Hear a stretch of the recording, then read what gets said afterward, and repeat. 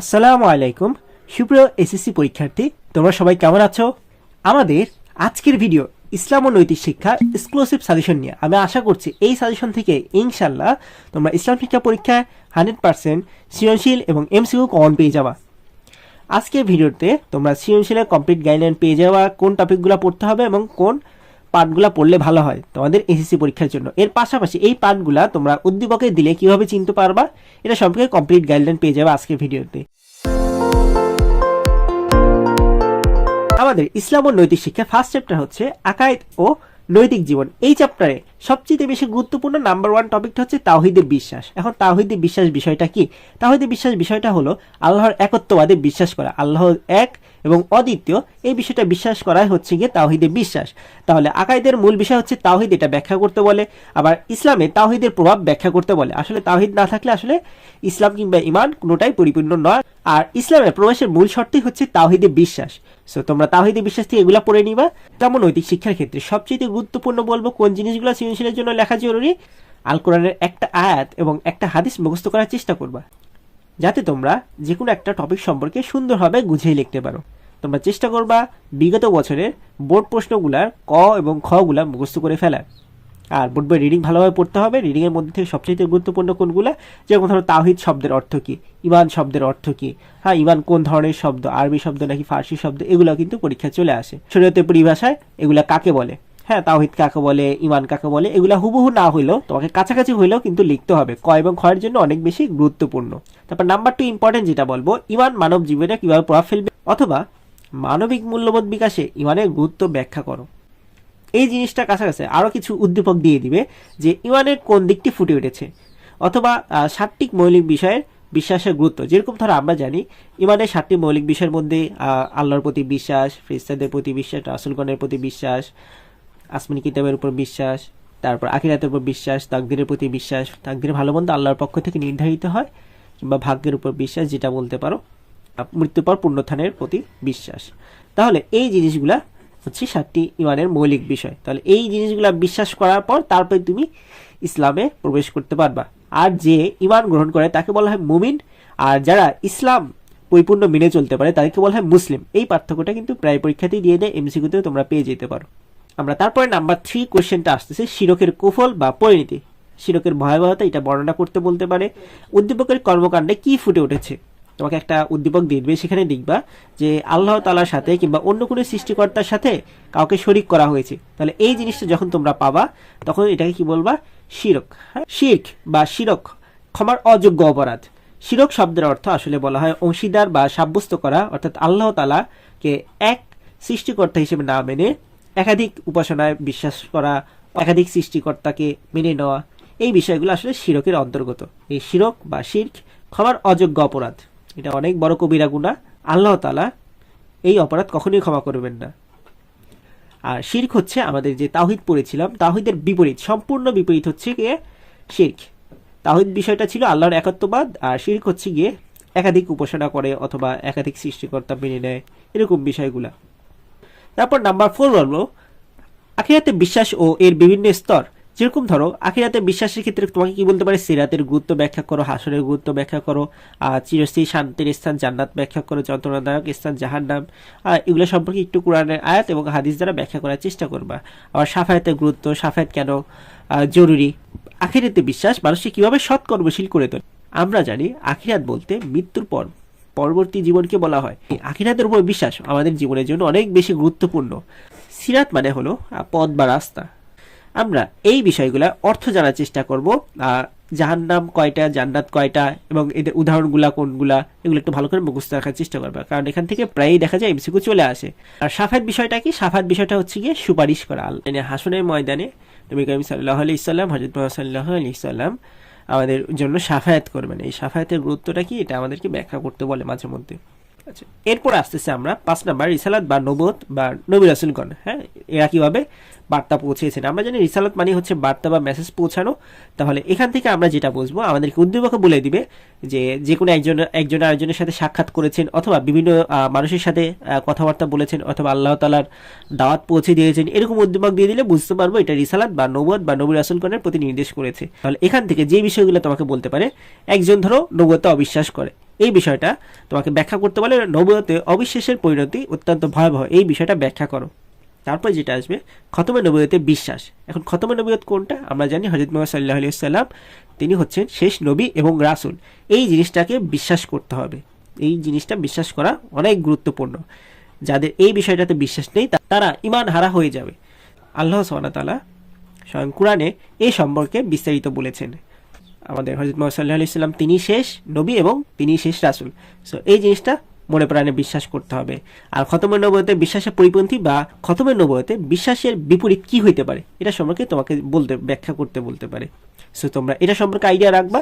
তাহলে আমি যেগুলো দিয়েছি এগুলো কিন্তু অনেক বেশি গুরুত্বপূর্ণ সৃজনশীল। আমি কিন্তু লাস্ট 7 ইয়ার্সের বোর্ড কোশ্চেন অ্যানালাইসিস করেছি এবং প্লাস এই ইয়ারে টেস্ট পেপার অ্যানালাইসিস করে এই কোশ্চেনগুলো দিয়েছি। তোমরা দেখতে পারতেছো একটা টপিক থেকে কিন্তু 3-4 ভাবে কোশ্চেন চলে আসে। আমি চেষ্টা করেছি তোমরা যাতে মাত্র এই একটা টপিক পড়ে এই 2 থেকে 3টা কোশ্চেনের অ্যান্সার কিন্তু লিখতে পারো। সো তোমরা এইভাবে প্রিপারেশন নাও, আমি আশা করছি তোমরা অনেক হেল্পফুল হবে। আমি আশা করছি তোমরা যদি এই টপিক অনুযায়ী পড়তে পারো তাহলে সিবিএসসির কোনো টেনশনই থাকবে না, আর অলমোস্ট 50% এমসিকিউ কভার হয়ে যাবে শুধুমাত্র এই টপিকগুলো কমপ্লিট করার মাধ্যমে। সো তোমরা নিশ্চিন্তে থাকতে পারো, ইসলাম শিক্ষা A+ নিশ্চিত পেয়ে যাবা। এরপর বলবো নাম্বার 6, কুফরের বৈশিষ্ট্য বা কাজ। আমাদেরকে বলবে কুফর বিষয়টা কি। অর্থ হচ্ছে অবিশ্বাস। আমরা জানি ইমানের সম্পূর্ণ বিপরীত হচ্ছে কুফর। ইমানের মৌলিক 7টি বিষয়কে অস্বীকার করাই হচ্ছে কুফর। তারপরে আবার আরেকটা জিনিস যেটা বললাম, ইমানের বিপরীত ব্যাখ্যা করতে বলে।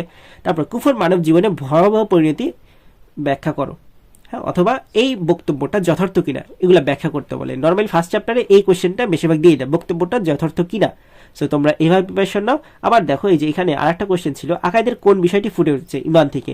এই যে কোশ্চেন কিন্তু প্রায়ই দিয়ে দেয়, বলে যে ইসলামে কোন বিষয়টি ফুটে উঠেছে, আকাইদে কোন বিষয়টি ফুটে উঠছে। তারপর ইসলাম আল্লাহ তাআলা পূর্ণাঙ্গ জীবন বিধান, এটা আমাদেরকে ব্যাখ্যা করতে বলে ইসলাম এবং ইমানের সাহায্যে। তারপর ইমান ও ইসলাম একে অপরের পরিপূরক, এই জিনিসটা ব্যাখ্যা করতে বলে। আচ্ছা, তারপর আসতেছি নাম্বার 7, আসমানি কিতাব আল কোরআন। আসমানি কিতাব এবং আল কোরআনের মধ্যে শ্রেষ্ঠত্ব ব্যাখ্যা করতে বলে, অথবা উদ্দীপকে কোন বিষয় ইঙ্গিত করা হয়েছে। দেখবা বেশ কিছু কিতাবের কথা বলা থাকবে উদ্দীপকে, কিংবা বেশ কিছু বইয়ের কথা বলা থাকবে যেগুলো আমাদের ইসলাম ধর্ম পালনে এবং বিভিন্ন ধর্ম পালনে গুরুত্বপূর্ণ ভূমিকা পালন করে। সো এই জিনিসটা গুরুত্বপূর্ণ। তাহলে আমার সাজেশন থাকবে প্রথম চ্যাপ্টার থেকে এই 7টা টপিক ভালোভাবে পড়ে ফেলো। আশা করছি এখান থেকে ইনশাআল্লাহ সিরিজ চলে আসবে প্রত্যেকটা বোর্ডে এবং প্রত্যেকটা ভার্সনের জন্য। সো তোমরা এইভাবে প্রিপারেশন নাও। আর যেগুলো স্টার দিয়েছে আমি আশা করছি এইগুলা থেকে দেখা যায় বেশিরভাগ বোর্ড কোশ্চেনে চলে আসে। সো তোমরা এইভাবে প্রিপারেশন নাও। আর যে এমসিকিউগুলো আমি কিন্তু এই কোশ্চেনগুলো বলার সাথে সাথে বলে দিলাম, এগুলো কিন্তু অনেক বেশি গুরুত্বপূর্ণ, সেই কারণে আমি এগুলো চয়েস করেছি এবং ওই এমসিকিউগুলো বলার চেষ্টা করেছি। এবার আমরা আসি চ্যাপ্টার 2, শরীয়তের উৎস। এই চ্যাপ্টার থেকে কোন বিষয়গুলো সবচেয়ে বেশি গুরুত্বপূর্ণ। আমরা প্রথমেই জানবো সূরা আল মাউনের শিক্ষা এবং শানে নজুল সম্পর্কে। এটা বেশ গুরুত্বপূর্ণ। দেখবা আমাদেরকে উদ্দীপক বলবে, কোন একটা উদ্দীপক দিয়ে দিবে যেখানে তোমরা দেখবা কাফের কিংবা মুনাফিকদের বৈশিষ্ট্য দিয়ে দিয়েছে, আর না হয় অবগ্রস্তকে সাহায্য না করা বা গৃহস্থালীর ছোটখাটো জিনিস না দিয়ে সাহায্য করা, অথবা ইয়েতিম মিসকিনের সাহায্য সহযোগিতা না করা। তাহলে এই বিষয়গুলো যেখানে তোমরা পেয়ে যাবা, এই বিষয়টা হচ্ছে সূরা আল মাউন। সূরা আল মাউনের শিক্ষা বা মর্মার্থের প্রতিফলন, এটা তোমাকে ব্যাখ্যা করতে বলবে। অথবা দানশীল হওয়া, এটা কোন সূরার শিক্ষা, এটা হচ্ছে সূরা আল মাউনের শিক্ষা। এরপরে মোস্ট ইম্পর্টেন্ট টপিক হচ্ছে সূরা আল ইনশিরাহ। সূরা আল ইনশিরাহ থেকে তোমাদের যে জিনিসটা অবশ্যই পড়তে হবে, শিক্ষা এবং শানে নজুল, এর অর্থটা পড়তে পারলে অনেক ভালো। আচ্ছা, এটার সামারিটা কি হচ্ছে গিয়ে, সুখ দুঃখ এবং কষ্ট আসবেই, এই বিষয়টা যদি উদ্দীপকে পাও তাহলেই বুঝতে হবে এটা সূরা আল ইনশিরাহ থেকে এসেছে। এবং বিপদে ধৈর্য ধারণ করা, এটাও সূরা আল ইনশিরাহ শিক্ষা। আবার শতকষ্টের মাঝেও ইবাদতে মশগুল থাকা, মহান আল্লাহ সুবহানাহু ওয়া তাআলার ইবাদতে মশগুল থাকা, এই বিষয়টা শিক্ষা দিয়েছে সূরা আল ইনশিরাহ থেকে। তারপরে আমাদেরকে উদ্দীপকে বলবে কোন সূরার শিক্ষা ফুটে উঠেছে, অথবা এটা শিক্ষা শানে নজুল, এগুলো একটু ব্যাখ্যা করতে বলে। সো তোমরা এভাবে পড়ে নিবা। সেমিস্টার দিয়েছি যে টপিকটাতে, এগুলো একটু রিভিশন দেওয়ার চেষ্টা করবা। এখান থেকে নাম্বার 3 বলবো সূরা 3-এর শিক্ষা এবং শানে নজুল ভালো করে পড়ো। সূরা 3 থেকে তোমরা কি পেয়ে যাবা, যে মানুষ সৃষ্টির সেরা জীব এবং শ্রেষ্ঠত্ব, মানুষের শ্রেষ্ঠত্ব বর্ণনা করে দেওয়া হয়েছে। তারপর সৎকর্মশীল হিসেবে অনুপ্রেরণা দেওয়া হয়েছে মানুষকে মহান আল্লাহ সুবহানাহু ওয়া তাআলা সুন্দরতম গঠন দিয়ে তৈরি করেছেন, সফলতার দিক নির্দেশনা দেওয়া হয়েছে। তাহলে মহান আল্লাহ তাআলা এই সূরার মাধ্যমে আরো কিছু শিক্ষা দিয়েছেন, যে সৎ কাজে সম্মানিত করবেন এবং অসৎ কাজে অপমানিত করবেন। তাহলে এই সকল বিষয় আমরা পেয়ে যাবো সূরা 3-এ। সো তোমরা এই বিষয়টা সম্পর্কে আইডিয়া রাখবা, কীভাবে উদ্দীপক চিনবা, আমি এই বিষয়গুলো তোমাদেরকে ক্লিয়ার করে দিয়েছি। আশা করি এই জিনিসগুলো তোমাদের এমসিকিউতে অনেক হেল্পফুল হবে। নাম্বার 4 ইম্পর্টেন্ট যে টপিকটা, এটা হচ্ছে নিয়তের হাদিস। হ্যাঁ, নিয়তের হাদিস থেকে তোমরা কি শিক্ষা পাও এই জিনিসটা তোমাকে ব্যাখ্যা করতে হবে। যেমন ধরো কেউ রাতে তাহাজ্জুদ নামাজ পড়ার নিয়ত করলো, কিন্তু সে ঘুমের কারণে তাহাজ্জুদের নামাজ পড়তে পারেনি, তাহলে শুধুমাত্র তার এই নিয়তের কারণে সে তাহাজ্জুদ নামাজের সওয়াব পাবে। এই জিনিসটা তোমাকে ব্যাখ্যা করতে বলে মাঝে মধ্যে। তারপর নিয়তের হাদিসের বিপরীতমুখী, যেরকম ধরো কোনো একটা জিনিসের উপর নিয়ত না করে তুমি ওই কাজটা করার ভাবনা করলা, তাহলে এই বিষয়টা নিয়তের বিপরীতমুখী বা পরিপন্থী বলা হয়। তারপর সকল কাজে নিয়তের উপর নির্ভরশীল, এটা ব্যাখ্যা করতে বলে। আবার যে কোনো একটা কাজ কোন হাদিসের সাথে সামঞ্জস্যপূর্ণ, এটা আমরা কি বলবো, নিয়তের উপর সামঞ্জস্যপূর্ণ। নাম্বার 5 সূরা দোহা শিক্ষা ও তাৎপর্য। আমরা সূরা দোহার শিক্ষা এবং গুরুত্ব একটু ভালো করে পড়ার চেষ্টা করবো। আমরা এই সূরাতে পেয়ে যাব ইয়াতিম ও ভিক্ষুকদের উপর কঠোর না হবার আহ্বান জানানো হয়েছে এই সূরায়। দুনিয়ার জীবনে অনেক নিয়ামত দান করেছে মহান আল্লাহ সুবহানাহু ওয়া তাআলা, এবং পরকালেও নিয়ামত দান করবেন। এই বিষয়গুলো আমাদের এই সূরাতে দেওয়া হয়েছে। আবার কৃতজ্ঞতা প্রকাশের নিদর্শন এবং প্রচার সম্পর্কে আমাদেরকে এই সূরায় বলা হয়েছে। তাহলে আমরা যখন দেখব আদ-দোহার শিক্ষা কি, আদ-দোহার শিক্ষা তো হচ্ছে গিয়ে ইয়াতিম এবং ভিক্ষুকদের সাথে ভালো ব্যবহার করা এবং দুনিয়ার জীবনে নিয়ামতের শুকরিয়া আদায় করা এবং কৃতজ্ঞতা প্রকাশ করা। তাহলে এই বিষয়গুলো যখন আমাদের উদ্দীপকে থাকবে না, তখন আমরা বুঝবো আদ-দোহার শিক্ষা লঙ্ঘিত হয়েছে বা আদ-দোহার শিক্ষার পরিপন্থী। তাহলে এই বিষয়গুলো আমরা এখানে লেখার চেষ্টা করব। নাম্বার 6 যেটা বলবো বৃক্ষরোপণ সম্পর্কিত হাদিস। এই হাদিসে কি কি শিক্ষা পাওয়া যায়? তাহলে আমরা জানি বাগান কিংবা ফসল কিংবা গাছপালা লাগানো, এই বিষয়গুলো বৃক্ষরোপণ সম্পর্কিত হাদিস নিয়ে। আর এই বৃক্ষরোপণ সম্পর্কিত হাদিসের মধ্যে আমরা যে জিনিসটা পাই যে সদকা জারিয়া, এই গাছটা বা এই ফসলটা যে লাগাইছে তার সদকা জারিয়া হিসেবে গণ্য হবে। অর্থাৎ যতদিন পর্যন্ত ফসল কিংবা গাছ থেকে ফল পাওয়া যায় ততদিন পর্যন্ত ওই ফলের সওয়াব সে কিন্তু আরেকজনকে খিদমত করার যে সওয়াবটা সে কিন্তু তার আমল নামায় লিখিত হতে থাকবে। সো তোমরা এটা সম্পর্কে ভালো করে পড়বা, এটা কিন্তু প্রায় বোর্ড পরীক্ষাতে চলে আসে। তারপর নাম্বার 7 বলবো মানবপ্রেম ও সৃষ্টির সেবা সম্পর্কিত হাদিস শিক্ষা। এখানে আমরা দেখতে পারবো সৃষ্টির সেরা জীব হিসেবে মানুষের সেবায় আত্মনিয়োগ আবশ্যক, এই জিনিসটা ব্যাখ্যা করতে বলে। এবার 8 বলবো শরীয়তের বিধান লঙ্ঘন হয়েছে কিনা, অর্থাৎ হারাম কিংবা হালাল এগুলা বর্ণনা আসতে পারে। তোমাকে ফরজ ইবাদত সম্পর্কে জিজ্ঞাসা করতে বলে, ওয়াজিব ইবাদত সম্পর্কে জিজ্ঞাসা করতে বলে। যেরকম ধরো আমরা জানি 5 ওয়াক্ত নামাজ পড়া হচ্ছে গিয়ে ফরজ আইন, আর জানাজার নামাজটা হচ্ছে ফরজে কিফায়া, এই জিনিসটা ব্যাখ্যা করতে বলে তোমাকে মাঝে মধ্যে। সো তোমরা এই জিনিসটা সম্পর্কে আইডিয়া রাখবা। এই হলো চ্যাপ্টার 2 এর কমপ্লিট সাজেশন। আশা করছি এখান থেকে ইনশাআল্লাহ সৃজনশীল তো কমন পাবা, আর যে এমসিকিউ সম্পর্কে আইডিয়া দিলাম এগুলাও তোমরা কমন পেয়ে যাবা। আর এখান থেকে স্পেশালি যেগুলো পড়তে হবে প্রত্যেকটা হাদিসগুলো অ্যাটলিস্ট মুখস্থ করার চেষ্টা করবা, কারণ হাদিসগুলো অনেক ছোট ছোট। এছাড়াও যে কয়েকটা সূরা আছে তোমরা একটু সূরার অর্থগুলো একটু মনে রাখার চেষ্টা করবা। আচ্ছা, আর চ্যাপ্টার 2 থেকে আরো কিছু জিনিস একটু পড়ে রাখা ভালো। ইজমা বলতে কি বোঝায়, কিয়াস বলতে কি বোঝায় আমরা জানি। ইজমা হচ্ছে গিয়ে শরীয়তের 3য় উৎস, আর হাদিস হচ্ছে শরীয়তের 2য় উৎস। কিয়াস হচ্ছে শরীয়তের 4র্থ উৎস। 3য় উৎস ইজমার ক্ষেত্রে হচ্ছে কি হয়, যে একত্রিত হয়ে যে কোনো একটা সমাধান দেওয়া হয়, যে কোনো একটা সমস্যার বা মাসলার সমাধান দেওয়া হয়, এটা হচ্ছে গিয়ে ইজমাতে। আর কিয়াস হচ্ছে গিয়ে অনুমান করে নেওয়া, কুরআন ও ইসলামের আলোকে যে কোনো একটা সিদ্ধান্ত সম্পর্কে অনুমান করে নেওয়া হচ্ছে কিয়াস। তাহলে এটা সম্পর্কে তোমরা লেখার চেষ্টা করবা, যদি গ ঘতে আসে কিংবা ক খতে আসে, এবং এমসিকিউতেও কিন্তু এই বিষয়টা বেশ গুরুত্বপূর্ণ। আর এছাড়াও আরো কিছু জিনিস একটু আইডিয়া রাখা দরকার, যেরকম ধরো মাদানী সূরা বলতে কি বোঝায়, মাক্কি সূরা বলতে কি বোঝায়। আমরা জানি মাদিনা সূরাতে আমাদের ইসলামী জীবন ব্যবস্থা সম্পর্কে লেখা হয়েছে, বিচার ব্যবস্থা সম্পর্কে লেখা হয়েছে, মুনাফিকদের বৈশিষ্ট্য, কাফিরদের বৈশিষ্ট্য, এই বিষয়গুলো কিন্তু তুলে ধরা হয়েছে মাদানী সূরাতে। এবং মাক্কি সূরাতে কি কি বিষয় তুলে ধরা হয়েছে এগুলো তোমরা একটু পড়ে ফেলবা। তারপর আমাদের হাদিসেরও বিভিন্ন ধরন আছে, আমরা ফিলি হাদিস সম্পর্কে জানবো। তাহলে এই হলো চ্যাপ্টার 2 এর সাজেশন। কিন্তু প্রত্যেকটা জিনিসের ব্যাখ্যা যখন দিচ্ছি তখন কিন্তু এই বিষয়গুলো থেকে অনেক এমসিকিউ কিন্তু চলে আসতেছে। সো তোমরা একটু বুঝে বুঝে ভিডিওটা দেখার চেষ্টা করো এবং ধৈর্য সহকারে ভিডিওটা দেখার চেষ্টা করতো। আশা করছি তোমাদের অলরেডি 50% পড়া হয়ে যাবে আমার এই ভিডিওটা, যদি তোমরা কমপ্লিটভাবে এবং ঠান্ডা মাথায় দেখতে পারো। ভিডিওটা দেখলে সৃজনশীলের জন্য আলাদা করে কোনো প্রিপারেশন নিতে হবে না, আর এমসিকিউর জন্য 50% পড়া আমি অলরেডি কভার করে দেওয়ার চেষ্টা করব। এখন দেখবো চ্যাপ্টার 3, অনেক সহজ একটা চ্যাপ্টার, ইবাদত। এই চ্যাপ্টার থেকে দেখা যায় প্রত্যেকবারই 2টা করে সৃজনশীল চলে আসে। এখান থেকে নাম্বার 1 টপিকটা যেটা বলবো জাকাত। আমরা জাকাতের গুরুত্ব এবং জাকাতের সামাজিক গুরুত্ব সম্পর্কে আইডিয়া নিব, কিভাবে এই সৃজনশীলটা অ্যান্সার করতে হবে। ধনী এবং গরিবের মাঝে আমরা জানি আর্থিক সমন্বয় সাধন করে জাকাত। তাহলে ধনী লোকদের আদায় করতে হয় জাকাত, এবং জাকাত লঙ্ঘন হয়েছে কিনা এটা তোমাকে ব্যাখ্যা করতে বলবে। তোমাকে এখান থেকে কোশ্চেন করে যে জাকাত যথাযথভাবে আদায় হয়েছে কিনা, অথবা জাকাতের টাকার পরিমাণ হিসাব করতে বলে। তাহলে এই কোশ্চেনটা তোমরা কোথায় পেয়ে যাবা? ঢাকা বোর্ড 2020 সালে কোশ্চেনে পেয়ে যাবে এবং যশোর বোর্ড 2020 সালে কোশ্চেন পাবা। আরও অনেকগুলো বোর্ড কোশ্চেনে দেখবা এই কোশ্চেনটা এসেছে জাকাত থেকে, কিন্তু এই কোশ্চেনটা অনেক বেশি গুরুত্বপূর্ণ। দেখবা একটা বোর্ডে এইখান থেকে কোশ্চেন চলে এসেছে জাকাতের টাকার পরিমাণ হিসাব করো, অথবা জাকাত আদায় সঠিকভাবে হয়েছে কিনা। আমরা জানি জাকাত অর্থ নিসাব পরিমাণ একটা অর্থ। আমরা জানি স্বর্ণের ক্ষেত্রে 7.5 ভরি স্বর্ণ এবং রূপার ক্ষেত্রে 52 ভরি রূপা। আমরা জানি শতকরা 2.5 টাকা হারে অথবা 2.5%, 2.50% হারে জাকাত আদায় করতে হয়, অথবা মোট সম্পত্তির 40 ভাগের 1 ভাগ অর্থ জাকাতের ক্ষেত্রে আদায় করতে হয়। এই এমসিকিউগুলো কিন্তু অনেক বেশি গুরুত্বপূর্ণ। এভাবে তোমরা সৃজনশীল সম্পর্কে আইডিয়া নিলা এবং এমসিকিউ সম্পর্কে আইডিয়া পেয়ে গেলাম। আচ্ছা, সাওম। আমরা সাওম অর্থ জানি রোজা। বেশ কিছু জিনিস সাওম থেকে আসে। সাওম অর্থ আমরা আরও বেশ কিছু ক্ষেত্রে বলতে পারি বিরত থাকা।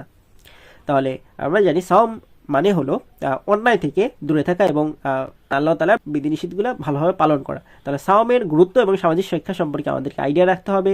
মানব জীবনে সাওমের শিক্ষা সম্পর্কে আইডিয়া রাখবা। অন্যায় থেকে দূরে থাকতে এবং গরিবের কষ্ট অনুভব করতে সাওমের গুরুত্ব ব্যাখ্যা করতে বলে, বা রোজা ঠিকভাবে পালন হয়েছে কিনা এটা তোমাকে ব্যাখ্যা করতে বলে। সো তোমরা সাওম সম্পর্কে বা রোজা সম্পর্কে এই আইডিয়াগুলো রাখার চেষ্টা করবা। উদ্দীপক কোন সম্পর্কে বলেছে এটা একটু ভালো করে বোঝার চেষ্টা করবা। নাম্বার 3 টপিক হলো সালাত। আমরা সালাত বা নামাজের গুরুত্ব ও তাৎপর্য এবং ধর্মীয় গুরুত্ব এটা সম্পর্কে ব্যাখ্যা করতে বলে।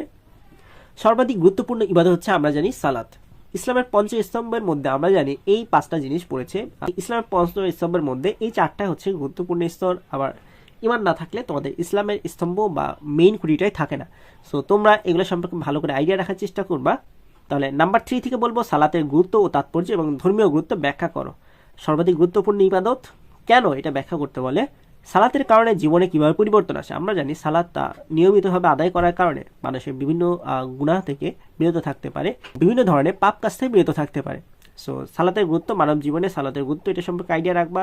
সালাতের সামাজিক শিক্ষা কীভাবে উপকৃত হয়েছে, সালাতের সামাজিক শিক্ষা কীভাবে পালন করতে হবে। সো এটা সম্পর্কে একটু আইডিয়া রাখতে হবে আমাদেরকে এই চ্যাপ্টারের ক্ষেত্রে। নাম্বার 4 বলবো হজের শিক্ষা ও তাৎপর্য অপরিসীম, এটা ব্যাখ্যা করতে বলে। আরও বেশ কিছু কোশ্চেন আসে এখান থেকে তোমাকে বুঝতে হবে যে উদ্দীপকায় যে কোনো একটা মানুষের কার্যক্রম বলে দিবে, সেখান থেকে বলতে হবে তোমাকে সহি শুদ্ধভাবে হজ পালন হয়েছে কিনা, হজ পালন হয়েছে কি সঠিকভাবে, এরকম কোশ্চেন আসে। আবার মুসলিম ঐক্য প্রতিষ্ঠা বা বিশ্বভ্রাতৃত্ব রক্ষায় হজ পালনের গুরুত্ব এটা তোমাকে ব্যাখ্যা করতে বলে। সো এখান থেকে যেটা গুরুত্বপূর্ণ বলবো হজ পালন সঠিকভাবে ব্যাখ্যা করতে বলে। যেরকম ধরো তোমাকে হজ পালন সঠিকভাবে হয়েছে কিনা এটা বোঝার জন্য তোমাকে মনে রাখতে হবে যে ফরজ ওয়াজিব, কারণ এই দুইটা না হলে হজ কিন্তু সঠিকভাবে পালন হয় না। আবার এগুলা ক্ষেত্রেও কিন্তু ফরজ এবং ওয়াজিবগুলো অবশ্যই মনে রাখতে হবে। সালাতের ক্ষেত্রে ওয়াজিব এবং ফরজগুলো মনে রাখার চেষ্টা করবা। জাকাতের ক্ষেত্রে কোন নিয়মকানুনগুলো ফলো করতে হয়, সাওমের ক্ষেত্রে কোন নিয়মকানুনগুলো অবশ্যই ফলো করতে হবে, কোন কারণে রোজা বা সাওম ভঙ্গ হয়ে যায়, এগুলো একটু ভালো করে আইডিয়া রাখার চেষ্টা করবা। এরপর বলবো নাম্বার 5। আমরা জানি ইবাদত নর্মালি 2 ধরনের হয়ে থাকে, যা হাক্কুল্লাহ বা আল্লাহর হক সম্পর্কিত ইবাদত, আর একটা হচ্ছে বান্দার হক সম্পর্কিত ইবাদত। সো এই দুইটা জিনিস থেকে হাক্কুল্লাহরা বেশি গুরুত্বপূর্ণ, অর্থাৎ আল্লাহর হক সম্পর্কিত ইবাদত পালন থেকে বিরত থাকেন উদ্দীপকে, এরকম কথাবার্তা বলে দিলে আমরা বুঝতে পারবো যে মহান আল্লাহ তাআলা ইবাদত থেকে বিরত থাকা মানে হাক্কুল্লাহ থেকে বিরত থাকা, আল্লাহর হক সম্পর্কিত ইবাদত থেকে বিরত থাকা। সো তোমরা এগুলো সম্পর্কে আইডিয়া রাখবা কিভাবে লিখতে হবে। নাম্বার 6 যেটা বলবো শ্রমিকদের ব্যাপারে ইসলামের নির্দেশনা ব্যাখ্যা করতে বলে। আমরা জানি শ্রমিকের পারিশ্রমিক অনেক দ্রুত সম্ভব পরিশোধ করে দেওয়া দরকার।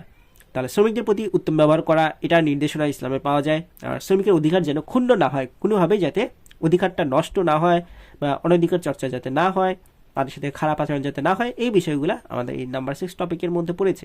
তারপর বলবো নাম্বার 7 দ্বীনি ইলম তথা ধর্মীয় জ্ঞান অর্জন করা ফরজ প্রত্যেক মুসলমানের জন্য। আমরা জানি এইখান থেকে আরও বেশ কিছু কোশ্চেন আসতে পারে, জ্ঞান চর্চার গুরুত্ব বলতে পারে অথবা গ্রহণীয় জ্ঞান। আমরা জানি আরেকটি জ্ঞান আছে বর্জনীয় জ্ঞান। তাহলে আমরা এই সকল কিছু সম্পর্কে আইডিয়া পেয়ে যাই দ্বীনি ইলম তথা ধর্মীয় জ্ঞান থেকে। থেকে তোমাকে বের করতে বলবে জ্ঞান সঠিকভাবে অর্জন করতে পেরেছি কিনা। তারপরে জ্ঞান অর্জন করার ক্ষেত্রে শিক্ষকের গুরুত্ব ব্যাখ্যা করো। আর নাম্বার 8 অনেক কমন একটা টপিক, জিহাদ ও সন্ত্রাসবাদের পার্থক্য ব্যাখ্যা করতে হলে আমরা জানি জিহাদ হচ্ছে আল্লাহর সন্তুষ্টি অর্জনের জন্য যুদ্ধ করা। তাহলে এই বিষয়গুলো সম্পর্কে আইডিয়া রাখবা, এগুলো হয়তো কিন্তু বেশ গুরুত্বপূর্ণ। তাহলে এই চ্যাপ্টার থেকে এই টপিকগুলো অনেক কমন টপিক, এইগুলো থেকে দেখা যায় প্রত্যেক বছর কোশ্চেন চলে আসে। তাহলে এইগুলা থেকে কি পড়বা, শব্দের অর্থ, জাকাত শব্দের অর্থ কি, সাওম শব্দের অর্থ কি, এবং এদের কাকে বলে কি, সালাত শব্দের অর্থ কি, কাকে বলে কি, হজ বলতে কি বোঝায়, এগুলো সম্পর্কে আইডিয়া রাখতে হবে। ইবাদত কয় ধরনের হয়ে থাকে এই অধ্যায়ে খেয়াল করলে দেখতে পারবা বেশ কয়েকটা আল কোরআনের আয়াত এবং গুরুত্বপূর্ণ হাদিস দেওয়া হচ্ছে। এগুলো একটু চেষ্টা করবে একটু মুখস্থ করলে ভালো হবে সৃজনশীল লেখার জন্য। এই জিনিসটা লিখলে দেখবা অনেক সুন্দর তোমার পরীক্ষায় নাম্বার 9 থেকে 10 অটোমেটিক চলে আসে তুমি যদি সৃজনশীলটা গুছায় লিখতে পারো। আমরা এখন দেখবো চ্যাপ্টার 4 আখলাক। এই চ্যাপ্টারটা বেশ গুরুত্বপূর্ণ, এখান থেকে 2 থেকে 3টা সৃজনশীলে কিন্তু চলে আসে। এই চ্যাপ্টারটা তুলনামূলক বড়, তোমাদেরকে একটু সময় দিতে হবে এই চ্যাপ্টারটা ভালোভাবে পড়ার জন্য। আর এই চ্যাপ্টার থেকে সবচেয়ে বেশি এমসিকিউ চলে আসে। আমাদের এই প্রত্যেকটা শব্দের অর্থগুলো অবশ্যই মনে রাখতে হবে এবং কাকে বলে এবং কি এই বিষয়টা অবশ্যই মনে রাখতে হবে। এই চ্যাপ্টার থেকে কাকে বলে এবং কি সবচেয়ে বেশি গুরুত্বপূর্ণ প্রত্যেকটা টপিকের। সো এখান থেকে নাম্বার 1 যেটা বলবো স্বাধীনতা, বা আমরা জানি ভদ্র থেকে প্রথমে বলবে স্বাধীনতা প্রকাশ পেয়েছে কিনা বা স্বাধীনতা অবলম্বন করা হয়েছে কিনা, এটা ব্যাখ্যা করতে বলে। নাম্বার 2 যেটা আমাদের বর্তমান সমাজে সবচেয়ে বেশি ভয়াবহ একটা অভিশাপ, এটা হচ্ছে ঘুষ গ্রহণ। ইহকালীন ও পরকালীন পরিণতি ভয়াবহ। আমরা জানি ঘুষ গ্রহণের ফলে নিজের পরিবার তো ক্ষতিগ্রস্ত হয়, পরবর্তী জেনারেশনও ক্ষতির সম্মুখীন হয়ে যায় ঘুষ গ্রহণের ফলে। সো এগুলো সম্পর্কে একটু আইডিয়া রাখবা। নাম্বার 3 হচ্ছে ওয়াদা পালন করা। আমরা জানি ওয়াদা পালন মুসলিমের বা মুমিনের অনেক গুরুত্বপূর্ণ একটা আমল। তাহলে ওয়াদা ভঙ্গের শাস্তি কি? আমরা তো জানি ওয়াদা ভঙ্গকারীকে মুনাফিক বলা হয়। আমরা এখান থেকে মুনাফিকের পরিচয় সম্পর্কে একটু আইডিয়া রাখবা বা নিফাকের বৈশিষ্ট্যগুলো একটু আইডিয়া রাখার চেষ্টা করবা। উদ্দীপকের কোন গুণের অভাব হয়েছে যখন দেখবা ওয়াদা ভঙ্গ হয়েছে, অর্থাৎ ওয়াদা পালন করা গুণের অভাব রয়েছে। তাহলে নাম্বার 4 যেটা আমানতের উদাহরণ দিয়ে দেয় অথবা আমানত রক্ষা করা, এই বিষয়টা হচ্ছে কি মুসলমানের আর একটা গুরুত্বপূর্ণ বৈশিষ্ট্য। আর আমানতের খেয়ানতকারী এটাও মুনাফিকের বৈশিষ্ট্য। সো আমানতের খেয়ানত হলে তোমরা আমাদের উত্তরে উপস্থাপন করার চেষ্টা করবা। নাম্বার 5 সুদ এবং সুদের ভয়াবহতা ব্যাখ্যা করতে বলে। আমরা জানি সুদ বর্তমান সময়ের জঘন্যতম একটা অপরাধ। আমরা যেটাকে অপরাধ মনেই করি না, বিষয়টা সম্পর্কে তোমরা একটু গুছিয়ে লেখার চেষ্টা করবা। এই টপিকটা ভালো করে পড়ার চেষ্টা করবো। আমি এইখান থেকে যে টপিকগুলো স্টার্ট দিয়েছি এগুলো কিন্তু অনেক বেশি গুরুত্বপূর্ণ। কোনো না কোনো বোর্ডের থেকে অবশ্যই এখান থেকে কিন্তু কোয়েশ্চেন চলে আসবে। নাম্বার 6 হচ্ছে কর্তব্য পরায়ণতা। যে কোথাও পরিবারের দায়িত্ব যদি কেউ পালন করে তাহলে এটাকে বলা হবে কর্তব্য পরায়ণতা। তারপর উদ্দীপকে কোন গুণটির অভাব রয়েছে, কেউ যদি দায়িত্ব অবহেলা করে তাহলে এই বিষয়টাকে বলা হবে কর্তব্য পরায়ণতা গুণের অভাব। নাম্বার 7 স্বদেশপ্রেমের গুরুত্ব এবং স্বদেশপ্রেমের অভাব। আমরা জানি দেশপ্রেমের গুরুত্ব তোমাকে বর্ণনা করতে পারে, এই সম্পর্কিত হাদিস এবং কোরআনের আয়াত লেখার চেষ্টা করবা। আর স্বদেশপ্রেমের অভাব হলে কি কি ভয়াবহ পরিণত হইতে পারে এগুলো একটু ভালো করে লেখার চেষ্টা করবা। তারপর নাম্বার 8 বর্তমান সমাজে ভয়াবহ একটা কাজ, এটা হচ্ছে গিয়ে গীবত। আমরা জানি গীবত হচ্ছে গিয়ে অন্যের অনুপস্থিতিতে তার সম্পর্কে খারাপ কিছু বলা। তাহলে এই বিষয়টা হচ্ছে গীবত। তাহলে গীবত পরিহারের উপদেশ সম্পর্কে ভালো করে পড়তে হবে। গীবত থেকে বাঁচার উপায় এটা সম্পর্কে আমাদেরকে জানতে হবে। নাম্বার 9 বর্তমান সময়ের আর একটা সবচেয়ে নিকৃষ্ট একটা কাজ হচ্ছে প্রতারণা। আমরা দেখা যায় প্রতিনিয়ত প্রতারণা বা ফ্রডে শিকার হয়ে যাচ্ছে। তাহলে প্রতারণা ভয়াবহতা সম্পর্কে আমাদেরকে ব্যাখ্যা করতে বলে। সমাজে শান্তি এবং শৃঙ্খলা নষ্ট করে প্রতারণা। আমরা বিভিন্ন ধরনের প্রতারণা ঘটনা দিয়ে দিয়ে উদ্দীপকে তোমরা সেই অনুযায়ী লেখার চেষ্টা করবা। মিথ্যা কথা বলে কোনো একটা প্রোডাক্ট কিংবা জিনিসপত্র বিক্রি করা হয়েছে, কিংবা কোনো একটা প্রোডাক্টের উপরে কিংবা জিনিসের উপর থেকে দেখতে এক ধরনের, বাইরে থেকে আর এক ধরনের, তাহলে এই বিষয়টা প্রতারণার সামিল। সো তোমরা এগুলো সম্পর্কে ভালো করে আইডিয়া রাখার চেষ্টা করবা। নাম্বার 10 হিংসা বা হাসাদ। হিংসা হচ্ছে অনেক মারাত্মক একটা গুণ। তাহলে এই গুণটার ফলে মানুষের দুনিয়া এবং আখিরাতে মারাত্মক কুফল বয়ে আনে এবং শান্তি, নিজের মধ্যে শান্তি নষ্ট হয়ে যায়। সো তোমরা হিংসা সম্পর্কে ভালো করে আইডিয়া রাখবা। এটা অর্থ কি, কাকে বলে, এগুলো একটু মাথায় রাখার চেষ্টা করবা। প্রত্যেকটা শব্দের আরবি সমার্থক শব্দগুলো একটু মুখস্থ রাখার চেষ্টা করবা। আশা করছি এখান থেকে তোমাদের এমসিকিউগুলো অনেক সহজে চলে আসবে। তারপরে আছে নাম্বার 11 তাকওয়া। আমরা জানি তাকওয়া অর্থ আল্লাহর তাআলার প্রতি ভয়, আল্লাহ ভীরু। মানব জীবনে তাকওয়ার প্রভাব আমরা জানি তাকওয়ার কারণে মানুষ আসলে বিভিন্ন ধরনের পাপ কাজ থেকে বিরত থাকতে পারে। সো তাকওয়া বা আল্লাহর ভয়ের গুরুত্ব ব্যাখ্যা করতে বলবে। তোমরা এটা সম্পর্কে লিখবা। আল্লাহর ভয় না থাকলে আমরা জানি আমরা আসলে কোনো ধরনের পাপ কাজ থেকে বিরত থাকতে পারতাম না। তারপর নাম্বার 12 বলবো মানব সেবার গুরুত্ব এবং তাৎপর্য। এবং মানব সেবা খুবই প্রশংসনীয় একটা কাজ। তাহলে মানব সেবা সম্পর্কে তোমরা বেশ কিছু গুরুত্বপূর্ণ বিষয় আসলে লেখার চেষ্টা করবা। মানব সেবা করা কেন জরুরি এটা সম্পর্কে একটু লেখার চেষ্টা করবে। এগুলো কিন্তু অনেক সহজে বানায় লিখতে পারবে। এই চ্যাপ্টারটা কিন্তু অনেক সহজ। তুমি একটু যদি টপিকটা সম্পর্কে অর্থটা এবং কাকে বলটা যদি বুঝতে পারো কিংবা জানা থাকে, এটা সম্পর্কে কিন্তু তুমি ঘুরায় ফিরায় লিখতে পারবে অনেক সহজে। তারপর নাম্বার 13 যেটা বলবো সত্যবাদিতা। আমরা জানি সত্যবাদিতার গুরুত্ব এবং তাৎপর্য বর্তমান সমাজে অপরিসীম অথবা মানব জীবনে প্রভাব অপরিসীম। কারণ সত্যবাদিতার কারণে আসলে যে কোনো একটা মানুষ বিশ্বস্ত হয়ে ওঠে এবং তার একটা সম্মান বা মর্যাদা তৈরি হয়। এবার নাম্বার 14 যেটা বলবো সাম্প্রদায়িক সম্প্রীতির গুরুত্ব অথবা ইসলামিক ভ্রাতৃত্বের বহিঃপ্রকাশ কিভাবে ঘটেছে। তাহলে সাম্প্রদায়িক সম্প্রীতি এটা একটু ভালো করে পড়ার চেষ্টা করবো। নাম্বার 15 মিতব্যয়িতা। মিতব্যয়িতা আমরা জানি প্রয়োজন মতো খরচ করা। তাহলে মিতব্যয়িতা মানব জীবনের গুরুত্ব, পর্দা এবং মিতব্যয়িতার মধ্যে সম্পর্ক এটা একটু ভালো করে আইডিয়া রাখার চেষ্টা করবো। পর্দাটা নর্মালি আমাদের শালীনতার মধ্যে পড়েছে। নাম্বার 16 কর্মবিমুখতা। কর্মবিমুখতার কুফল সম্পর্কে ভালো করে আইডিয়া রাখতে হবে। আমরা কর্মবিমুখতা মানে জানি যে কাজ করতে অনাগ্রহী বা কাজের প্রতি তার ইচ্ছা একেবারেই নেই। তাহলে এই বিষয়গুলো যেখানে যে উদ্দীপকে তোমরা পাবা সেটাই বলবে কর্মবিমুখতা। নাম্বার 17 নারীর প্রতি সম্মানবোধ। আমাদের সমাজে নারীর প্রতি সম্মানবোধ একেবারেই নেই বললেই চলে। সো আমরা নারীর প্রতি কীভাবে সম্মান দেখাবো এই বিষয়টা আমরা নাম্বার 17 টপিক থেকে আইডিয়া পেয়ে যাব। সো তোমাদেরকে বলেই দিলাম কীভাবে সিরিজগুলো লেখার আইডিয়া পেয়ে গেলা, আর যে বিষয়গুলো সম্পর্কে এমসিকিউ পড়তে বললাম এগুলো সম্পর্কে আইডিয়া রাখার চেষ্টা করবা। এখান থেকে কী পড়তে হবে, আরবি প্রতিশব্দ কি, কাকে বলে কি, আল কোরআনে বেশ কয়েকটা আয়াত এবং গুরুত্বপূর্ণ হাদিস। সো এই হলো চ্যাপ্টার 4 আখলাক। যে কোনো একটা চ্যাপ্টার না পড়লে কিংবা ওই চ্যাপ্টারটা সম্পর্কে ভালো করে আইডিয়া না থাকলে ওই চ্যাপ্টারে সিকিউ কিংবা এমসিকিউ কোনোটাই কিন্তু লিখতে পারবে না। আমরা জানি একটা চ্যাপ্টার থেকে 5 থেকে 6টা এমসিকিউ চলে আসে কিন্তু আমাদের ইসলাম ও নৈতিক শিক্ষা এই সাবজেক্টে। সো তোমরা সেভাবে প্রিপারেশন নিতে হবে এবং আমার গাইডলাইনটা ফলো করলে আমি আশা করছি তোমরা তোমাদের টার্গেট A+ এবং পাস দুইটাই নিশ্চিত করতে পারবে। আর যারা 90+ টার্গেট করতেছে তারাও যদি এই গাইডলাইনটা কমপ্লিট করতে পারো এবং ফলো করতে পারো অনেক ভালো হবে। কিছু জিনিস তোমরা চাইলে করতে পারো, প্রিভিয়াস ইয়ারের বোর্ড কোশ্চেন, সৃজনশীল এবং এমসিকিউ চাইলে সলভ করতে পারো। দেখবা এই কোশ্চেনগুলাই ওই সৃজনশীল এবং এমসিকিউর মধ্যে চলে আসছে। সো আমি বেছে বেছে মোস্ট ইম্পর্টেন্ট টপিকগুলো দিয়েছি। আমরা এখন দেখবো ইসলাম ও নৈতিক শিক্ষার শেষ চ্যাপ্টার 5 আদর্শ জীবন চরিত। তাহলে এই চ্যাপ্টার থেকে আমাদের প্রথমেই দেখতে হবে হযরত মুহাম্মদ সাল্লাল্লাহু আলাইহি সাল্লামের জন্ম এবং শৈশব সম্পর্কে আইডিয়া রাখার চেষ্টা করবা। তার চারিত্রিক বৈশিষ্ট্য কী কী ছিল এবং তার এই বৈশিষ্ট্যগুলো আমাদের নিজের মধ্যেও ধারণ করতে হবে। আয়ামে জাহিলিয়ার বর্ণনা তোমাদেরকে ব্যাখ্যা করতে বলবে, অথবা কুরাইশদের কাজ কিংবা ইবাদত এগুলা তোমাকে আইডিয়া দিতে হবে। তারপর কোন সমাজ ব্যবস্থার সাথে সাদৃশ্যপূর্ণ উদ্দীপক দিয়ে দিবে যেখানে দেখবে আয়ামে জাহিলিয়া অথবা কুরাইশদের বৈশিষ্ট্যের সাথে মিলে গিয়েছে। তারপরে নেক্সট টপিকটা হচ্ছে হিলফুল ফুজিল বা সংঘের সাথে সাদৃশ্যপূর্ণ, যেখানে উদ্দীপকের সবিজ সংঘও থাকতে পারে আবার যুব সংঘও থাকতে পারে। তাহলে হিলফুল ফুজিল সংঘ সাথে সাদৃশ্যপূর্ণ আমরা বলবো। এই বিষয়টা দিয়ে আমাদের ব্যাখ্যা করার চেষ্টা করবো, হিলফুল ফুজিলের কার্যক্রম কী ছিল, বিষয়গুলো একটু তুলে ধরার চেষ্টা করবো। তারপর এরপরের টপিকটা হচ্ছে শান্তি প্রতিষ্ঠার লক্ষ্যে মদিনা সনদ প্রণয়ন, জীবনের অন্যতম দিক পরিবর্তনকারী ঘটনা। এই বিষয়গুলো কিন্তু তোমাদেরকে দিয়ে দিতে পারে মদিনা সনদের ব্যাখ্যা করতে বলতে পারে, কারণ দিয়ে দিবে উদ্দীপকে যে কোনো একটা সনদের কথা তুলে ধরবে, সেখানে তোমাদেরকে শান্তি প্রতিষ্ঠার কথা বলে দিলে মানে বুঝতে হবে যে মদিনা সনদের কথা বলা হয়েছে। সো তোমরা এখান থেকে মদিনা সনদ সম্পর্কে আইডিয়া রাখবা। তারপরে মক্কা বিজয়ের পর কুরাইশদের ক্ষমার আদর্শ বা নিদর্শন হিসেবে মহানবী সাল্লাল্লাহু আলাইহি সাল্লাম এর গুরুত্ব ব্যাখ্যা করতে বলে। তারপরে বলবো মদিনা হিজরত এবং মক্কা বিজয়ের ঘটনার সাথে সাদৃশ্যপূর্ণ আর যুদ্ধের কথা বলা হবে, সেখান থেকে এই বিষয়টা দেখবা চলে আসতেছে। এটা কিন্তু বোর্ড কোশ্চেন থেকে আমি দিয়েছি। তারপরে দেখবা বিজয় হজ, এই টপিকটা সবচেয়ে বেশি গুরুত্বপূর্ণ। দেখবা 10 থেকে 15টা সৃজনশীলে বোর্ড প্রশ্নে শুধুমাত্র বিজয় হজ সম্পর্কে চলে এসেছে। সো তোমরা এই টপিকটা অনেক ভালোভাবে এবং মনোযোগ দিয়ে পড়ার চেষ্টা করবা। তোমাদেরকে বলবে উদ্দীপকের ভাষণটি কোন ঘটনার সাথে সাদৃশ্যপূর্ণ, অথবা সামগ্রিক জীবনের সব দিক নির্দেশনা কোথায় পাওয়া যায়। আমরা জানি বিজয় হজের মাধ্যমে পাওয়া যায় সামগ্রিক জীবনের সব দিক নির্দেশনা, অথবা অধীনস্থদের প্রতি বা কর্মচারীদের প্রতি সদ্ব্যবহার কোথায় পাওয়া যায়, এটাও পাওয়া যায় বিদায় হজ থেকে। সো বিদায় হজের গুরুত্ব আমাদেরকে ব্যাখ্যা করতে বলবে। আরেকটা জিনিস, হাজরে আসওয়াদ স্থাপনে বিচক্ষণতা এবং নিরপেক্ষতা হযরত মুহাম্মদ সাল্লাল্লাহু আলাইহি সাল্লামের ব্যাখ্যা করো, এই জিনিসটা তোমাদেরকে চলে আসে। তাহলে হযরত মুহাম্মদ সাল্লাল্লাহু আলাইহি সাল্লাম এই বিষয়গুলো কিন্তু অবশ্যই পড়তে হবে, অ্যাটলিস্ট আইডিয়া রাখবা। একজন মুসলিম হিসেবে আমাদের কিন্তু এগুলো জানা অনেক গুরুত্বপূর্ণ, আর পরীক্ষার মধ্যেও কিন্তু এগুলা চলে আসে।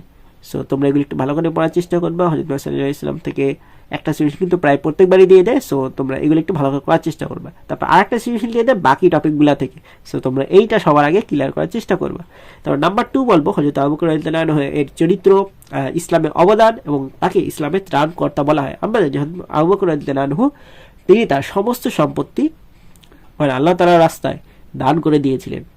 আবু বকর সিদ্দিক রাদিয়াল্লাহু আনহু বলা হয়, কারণ তিনি সত্যবাদী ছিলেন। তারপর নাম্বার 3 যেটা বলবো হযরত ওমর রাদিয়াল্লাহু আনহু, তার চরিত্র।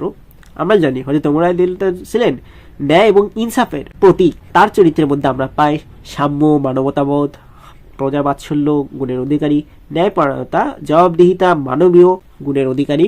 এরকম বেশ গুরুত্বপূর্ণ বৈশিষ্ট্য তার গুণের মধ্যে আমরা পেয়ে যাই। আমাদের পরীক্ষা হযরত ওমর রাদিয়াল্লাহু আনহু সম্পর্কে আসলে এভাবে উদ্দীপকে দিয়ে দিবে, সাম্য মানবতাবোধের সাথে সম্পর্ক উদ্দীপক থেকে কোনো একজনের কথা বলে দিবে, সেখান থেকে তোমরা লেখার চেষ্টা করবা হযরত ওমর রাদিয়াল্লাহু আনহু সম্পর্কে।